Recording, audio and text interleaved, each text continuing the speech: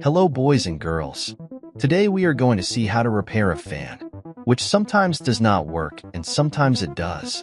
This problem is due to the passage of time, since the components wear out some more than others. For example, when I turn it on it does not spin. I have to pat it, and sometimes it does work and sometimes it does not work. The thing is that, over time this problem gets worse. And in the worst case, it will no longer spin no matter how much we insist. So to solve the problem, we are going to take apart the fan, and thus know which component we must replace. So let's get started.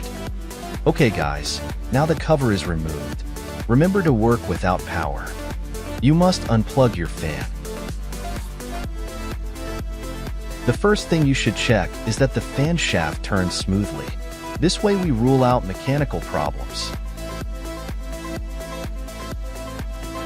Now the problem is most likely in this component. This is a working capacitor, since, in this situation, the fan uses it to be able to work. And over time this component tends to degrade, to the point where it manifests itself as a loss of power in the fan. Therefore, the fan will not be able to turn. Now what we are going to do is remove this one and replace it with a new one. Let's start removing the capacitor.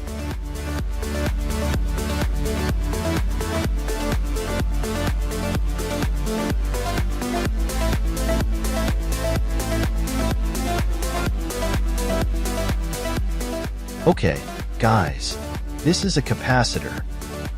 This capacitor degrades over time, so it loses capacity. What you have to do is go to the store and buy one of these with the same value or the same capacity. 4 microfarads in this case, for 450 volts. The voltage is very important for 450 volts. Or you take it out and buy a replacement for this one. It doesn't matter if the value is slightly higher or lower. Preferably slightly higher. For example, I have one here. This capacitor is 5.5 microfarads. Same for 450 volts. Let's replace it, and let's see how it looks. Okay, guys, as you can see, the new part is just joined together. And we must place insulation in the splices or unions. Just in case, this capacitor can be found in electronic stores or in electrical stores, so it is not difficult to find this component.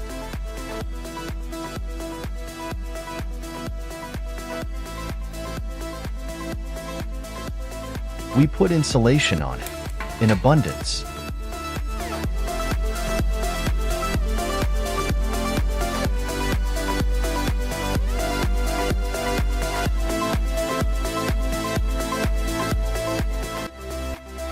Well, now to finish.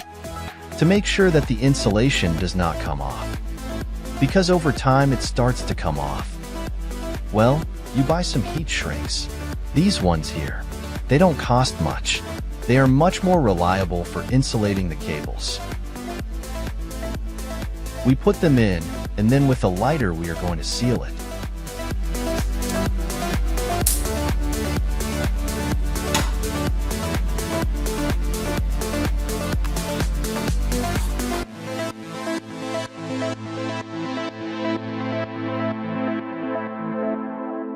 Now with the lighter, we are going to heat up the heat shrink.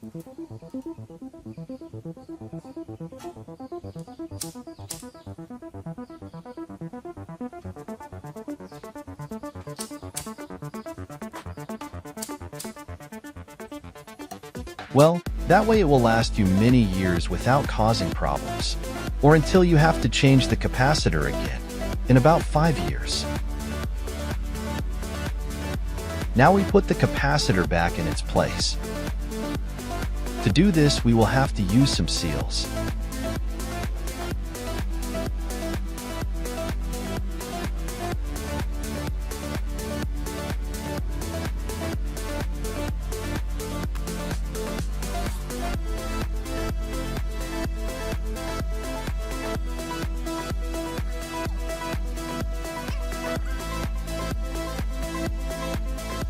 Ready now, guys, be careful with the cables. Do not put it in an inappropriate place. And it ends up getting damaged. Now we put the cover to test it.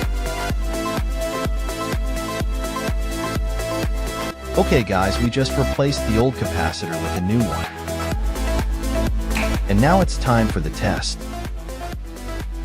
Let's plug it in, and let's see if it works.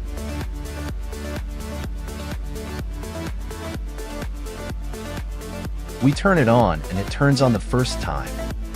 We turn it off. We do the test again just in case. Now we turn it on again. Ready, it works. Okay guys, that's all. If you liked the video, a like helps the channel a lot. See you. Bye bye.